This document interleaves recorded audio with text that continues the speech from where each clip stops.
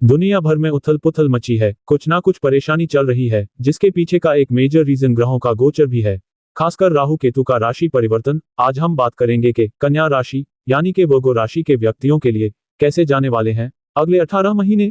राहु केतु 18 मई 2025 को राशि परिवर्तन कर चुके हैं। पूरे 18 महीनों के बाद राहु देव मीन राशि से निकलकर यानी कि आपके सप्तम भाव से निकलकर कुंभ राशि में प्रवेश कर चुके हैं, आपके छठे भाव में प्रवेश कर चुके हैं। वहीं केतु देव कन्या राशि से निकलकर यानी कि आपके पहले भाव से निकलकर आप ही की राशि से निकलकर सिंह राशि में प्रवेश कर चुके हैं, आपके 12वें भाव में प्रवेश कर चुके हैं। राहु केतु का राशि परिवर्तन बहुत महत्वपूर्ण होता है, क्योंकि पूरे 18 महीनों के बाद दोनों राशि परिवर्तन करते हैं और पूरे 18 महीने यहीं रहते हैं और इसी के अनुसार आपको फल भी प्रदान करते हैं। इसके साथ साथ मंगल देव इस समय केतु देव के साथ बैठकर दुनिया भर में परेशानी क्रिएट कर रहे हैं। 28 जुलाई तक मंगल देव केतु देव के साथ ही रहेंगे और दुर्घटना के चांसेस बने रहेंगे। इस समय न केवल कन्या राशि को बल्कि सभी को ध्यान रखना है, संभल कर रहना है और हनुमान चालीसा का पाठ प्रतिदिन अवश्य करना है।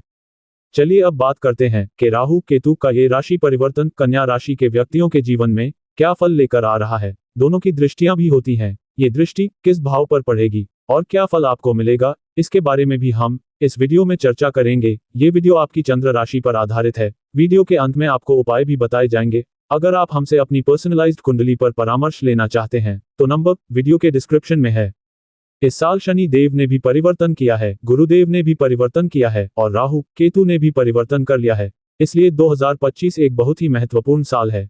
चलिए शुरुआत करते हैं। राहु और केतु दोनों एक साथ ही परिवर्तन करते हैं, क्योंकि दोनों एक ही राक्षस से बने हैं जिसका नाम था स्वरभानु। जब भी राहु ग्रह किसी की भी कुंडली में किसी भी ग्रह के साथ बैठते हैं तो उस ग्रह की पावर को भी ले लेते हैं और केतु ऐसे ग्रह है जिस ग्रह के साथ बैठते हैं उस ग्रह की पावर को बढ़ा देते हैं।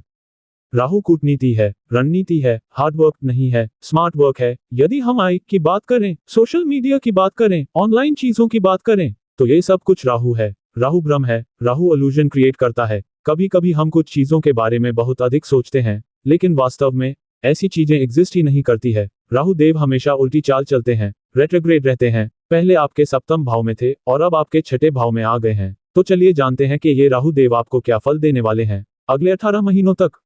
राहु को पसंद है एकदम से काम होना, सडन काम होना, चतुराई से काम होना। राहु देव करोड़पति नहीं अरबपति बनाते हैं, मिलियनेयर नहीं बिलियनेयर बनाते हैं, जिसके लिए केवल मेहनत नहीं किस्मत की जरूरत होती है और वह किस्मत देता है राहु। अब राहु देव 18 महीने तक आपके छठे भाव में रहने वाले हैं।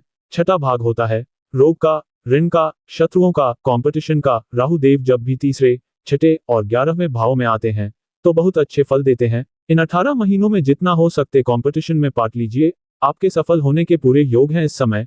इसके साथ साथ शत्रु भी आपके आगे टिक नहीं पाएंगे, आपको गले लगाकर आपसे माफी मांगेंगे। आपके शत्रु भी आपके मित्र बन जाएंगे, क्योंकि राहु देव यहां आकर शत्रुओं पर विजय दिलवाते हैं। छठा भाव कोर्ट कचहरी का भी होता है, तो यदि आप ऐसे किसी मामले में फंसे थे तो राहु देव आपको वहां से भी बाहर निकालेंगे। यदि आप कोई डिफेम फेस कर रहे थे, किसी भी प्रकार के लीगल इलीगल मैटर में फंसे थे और परेशान थे, तो राहु देव अब आपको इन सब परेशानियों से बाहर निकालने आ गए हैं। यहाँ से राहु देव की दृष्टि आपके 12वें भाव पर पड़ रही है, तो कोई विदेशी गतिविधियों से आप जुड़ सकते हैं, फॉरेन से रिलेटेड कोई काम आप कर सकते हैं। राहु देव आपके दशम भाव को देख रहे हैं, तो आप काम में अपने वर्क प्लेस पर चतुर चालाक रहेंगे। अपने बॉस की बटरिंग भी कर सकते हैं आप, लेकिन इस समय आप अपना काम निकलवा लेंगे, आपका फायदा ही होगा। कार्य क्षेत्र में भी इस समय आप कोई ना कोई परिवर्तन अवश्य देखेंगे। आपका कोई नया इंटरव्यू हो सकता है, नए नए लोगों के साथ उठना बैठना हो सकता है, नई नौकरी मिल सकती है आपको, आपकी तारीफ भी होगी इस समय और आप कहीं पर भी पार्टिसिपेट करेंगे तो कंपटीशन में जीतने के भी फुल चांसेस हैं।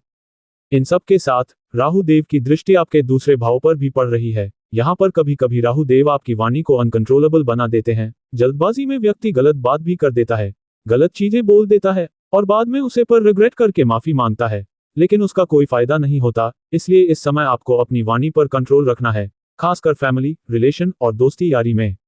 अब केतु देव की बात करें तो केतु देव आपके 12वें भाव में आ गए हैं। 12वां घर होता है मोक्ष का, विदेश का, लॉसेस का, स्पिरिचुअलिटी का। अब केतु देव यहाँ आ गए हैं और केतु देव को भी मोक्ष और स्पिरिचुअलिटी का ग्रह माना जाता है, तो इसके परिणाम स्वरूप कन्या राशि वाले इस समय धार्मिक यात्राओं का सुख लेंगे। इस समय आपके खर्चे होंगे और आपके अधिक खर्चे किसी धार्मिक कार्य पर होंगे, स्पिरिचुअल कार्य पर होंगे, समाज के हित के लिए होंगे। लेकिन इसके साथ साथ कुछ खर्चे अननेसेसरली भी होंगे, इसलिए अच्छा होगा कि आप थोड़ा थोड़ा इन्वेस्ट भी करें, क्योंकि 12वां भाव खर्चों का होता है, लॉसेस का होता है। इसलिए खर्चों पर कंट्रोल रखने की कोशिश करिएगा। इसके साथ ही ना तो आपको शनि की ढैया चल रही है और ना ही 7.5, इसलिए कोई परेशानी की बात नहीं है। अब बात करते हैं कि क्या उपाय करने चाहिए कन्या राशि को। तो आपकी राशि के स्वामी बनते हैं बुध देव, इसलिए बुध देव के बीज मंत्र का प्रतिदिन 108 बार पाठ करें। ओम बुधाय नमः। इसके साथ ही ओम नमः शिवाय का पाठ भी प्रतिदिन 108 बार करें। साथ ही हनुमान चालीसा का पाठ भी प्रतिदिन अवश्य करें और उगते हुए सूर्य को जल अर्पित करें तांबे के बर्तन से। अगर ये वीडियो आपको अच्छी लगी हो तो हमारे साथ बने रहिए और चैनल को लाइक, शेयर और सब्सक्राइब करिए। धन्यवाद।